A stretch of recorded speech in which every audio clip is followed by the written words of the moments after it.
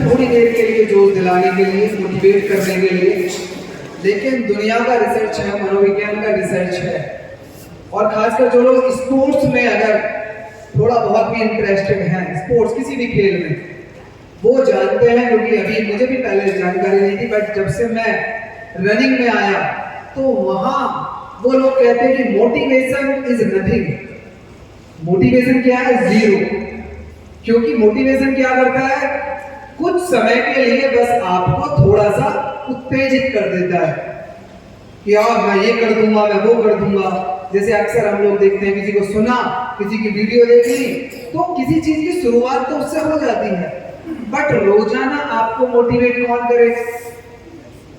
Suppose करो आपको रोजाना सुबह उठना है, एक्सरसाइज करनी है, जिम जाना है, या जैसे मैं रनिंग करने जाता हूँ, अगर बहुत सारे और भी रनिंग करते हैं लोग, तो कौन आपको उठाए रोजाना कि जाओ भी उठो और चलो, तुम्हें रनर बनना है, तुम्हें जिम करना है, बॉडी बनानी है, तुम्हें उसे हराना है, तुम्हें बॉडी बिल्डर बनना है, या तुम्हें आईएएस बनना है?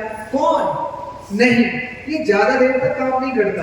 असली काम दो चीजें करती हैं, अपनी इनर जो विल है किसी चीज को पाने की, और दूसरी कंसिस्टेंसी, यानी उसको लगातार करने की। और स्पोर्ट में कंसिस्टेंसी को यहां तक बोला गया है, अगर रोनाल्डो की बात करें तो दुनिया का सबसे महंगा स्पोर्ट्समैन है रोनाल्डो, फुटबॉलर, वो कहता है कि talent is zero, consistency is everything.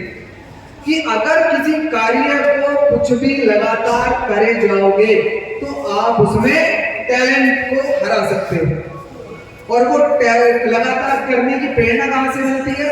वो मिलती है अंदर से, भीतर से, विल, कि हमें ये करना है।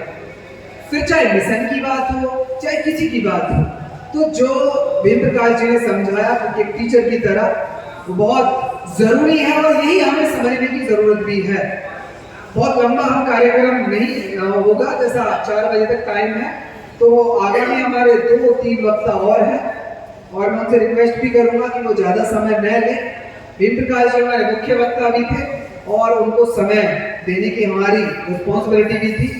तो आगे की कड़ी में मैं ज्यादा समय नहीं लूंगा, और मैं बुलाना चाहूंगा हमारे बीच जो इस देश में जगह जगह घूम घूम के कई वर्षों से छोटे छोटे मीटिंग्स कैडर करके, जिनसे मैं भी सीखा, और उन्हीं के क्या बोलते हैं पद चिन्हों पर चलकर मैंने कोई वो भाषणबाजी का काम नहीं लिया मिशन में, मैंने नेतागिरी का काम नहीं चुना मिशन में। मैंने चुना कि नहीं भाई, लोगों को विचार पहुंचाने हैं। फिर लोग 4 हो या 400 या 4000, विचार देने का कार्य ही मैं करूंगा। और मैं जब से जुड़ा, मैं उसी पद पे निरंतर अग्रसर हूं।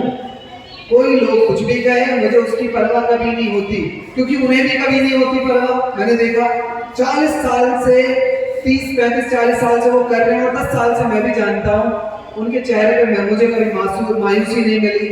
हालांकि ये उस समाज का हिस्सा है हम लोग, कि एक बार मैंने उस व्यक्ति को रोते हुए मैंने देखा, शायद किसी ने देखा भी नहीं होगा, क्योंकि वो पीड़ा मैं समझ सकता हूँ, वो दर्द मैं समझ सकता हूँ। हर आदमी पीड़ा समझे, और इस समाज में तो ऐसी समस्या हो गई है कि हम इतने ज्यादा इमोशन, हिंदी में क्या कहते हैं उसको, संवेदना विहीन होते जा रहे हैं। यकीन मानना, हमें आनंद आता है कि जब हमारा किसी पड़ोसी का, मित्र का, रिश्तेदार का कोई पीड़ा में हम देखते हैं, हम ऊपर से भले कहें संवेदना विहीन, नहीं तो सब अपने आप को चेक करना जाके, और जिन लोगों में हम रहते हैं उनको चेक कर लो आप, संवेदना विहीन हम हो रहे हैं। इसीलिए क्या हो रहा है, ना तो समाज बदल रहा है, और ना हमारी व्यक्तिगत तरक्की भी बहुत ज्यादा हो पा रही है। कुछ लोग ही हैं, तो मैं चाहूंगा, वो उनका अपना एक तरीका है कहानी किस्से के माध्यम से, वो बहुत ज्यादा, वो खुद भी कहते हैं मंच के वक्ता नहीं है, लेकिन उनकी बातों ने बहुत सारे लोगों के जीवन बदले हैं। मैं चाहूंगा हमारे रमेश गौतम जी आए, और कुत्तों के मसीहा भी हैं ये, कुत्ता समाज के वो कैडर में कभी बताएंगे, लेकिन यकीनन रमेश जी का जो कार्य है, उनकी जो मेहनत है, वो किसी भी कंपेयर की मोहताज नहीं है, कोई कंपेयर उससे नहीं किया जा सकता।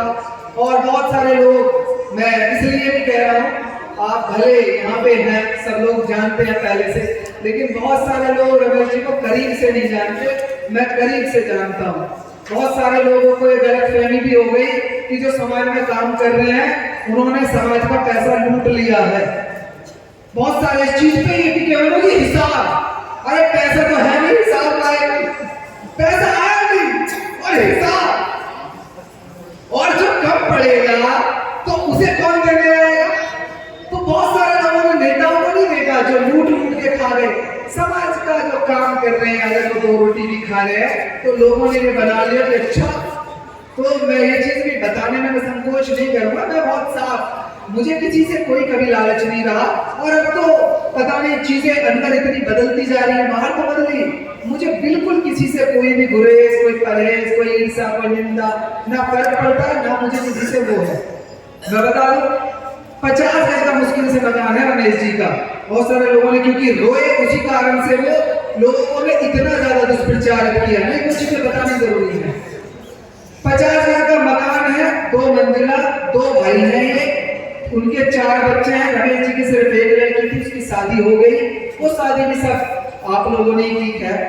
लेकिन मैं इसलिए बता रहा हूँ 4 बाई 4 की उसमें रसोई है और उसमें मुश्किल से 10 बर्तन है, रूम एक है। नहीं ये बताना इसलिए जरूरी है क्योंकि बहुत सारे लोग इस कार्यक्रम में भी कई चीजें कहेंगे जी इनका ही नाम होता है। एक बेड है घर में, एक अलमीरा है, किताबें ज्यादा हैं, बस इतनी प्रॉपर्टी है। जो आज तक घर गया होगा बिना खाए, मैं तो नहीं आया, नहीं तो चाय तो मिलती है। और उनका कमाई का साधन क्या है कि किसी से अगर 500 रुपए का सहयोग लेना है, आज ही कोई किसी से अगर 500 का सहयोग लेना है तो उसके खानदान तक का पहले हालचाल पूछना पड़ता है। ऐसे कोई नहीं देता 500 रुपए भी, है ना। तो हम लोग अपने दिमागों में समाज के लोगों के प्रति नकारात्मकता ना पालें।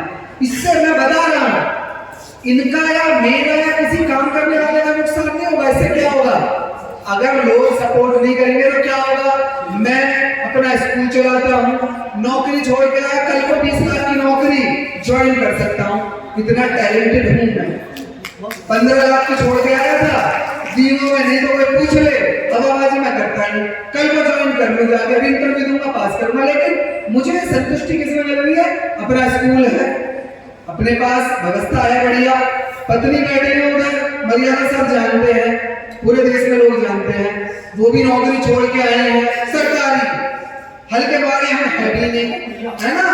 नहीं मैं ये तारीफ के लिए मैं इसलिए बता रहा हूँ, जब मुझे सुनने को मिलता है ऐसे ऐसे लोगों के लिए, यार हम मतलब कौन सी दिशा में जा रहे हैं, हम कैसे समाज बनाना चाह रहे हैं, हम आखिर कैसे समता, मैत्री और बात करने में बड़े बड़े भारी शब्दों की मैत्री, करुणा और ये मेडिटेशन, तो ये बताना जरूरी है। अपने खानदान के लोगों को पता होना चाहिए असलियत, क्योंकि हवाई ज्यादा लोग चल रही है, उससे इत्र भी बहुत सारे लोग बहुत कुछ दांव पे लगा के इस समाज में मिशन को आगे बढ़ाने के लिए लगे हुए हैं। आप यकीन मानना, सिर्फ रमेश जी नहीं, 2-4 लोग नहीं, बहुत सारे लोग, तभी ये मिशन चल पा रहा है।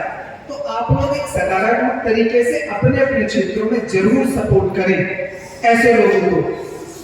दूसरी बात, कार्यक्रम हम ज्यादा लंबा, जैसे मैंने कहा, खाना बन रहा है, कोई भी बिल्कुल बिना खाना नहीं जाएगा, क्योंकि नहीं तो खाना वेस्ट होगा, है ना। आप लोगों के सहयोग से जो बन रहा है वो वेस्ट होगा। उससे अलग एक और चीज, क्योंकि हम प्रचार में मैं ज्यादा रह जाता हूँ, मैं खुले, जैसे मैंने अभी बताया ना कि जी हिसाब कैसे तो हो, हिसाब खेलने को तो बहुत सारा पैसा हम नहीं ले पाते, हम लेते भी नहीं है। अगर किसी को जिस सहयोग करना हो तो वो कार्यक्रम के लिए सहयोग भी कर सकता है, कोई भी जितना भी कर सकता है, बाकी तो खैर सब लोगों के सहयोग से ही हुआ है। तो मैं चाहता हूँ रमेश जी अपनी जो उनका तरीका है उससे आप लोगों को थोड़ा मोटिवेट करें और सिखाएं।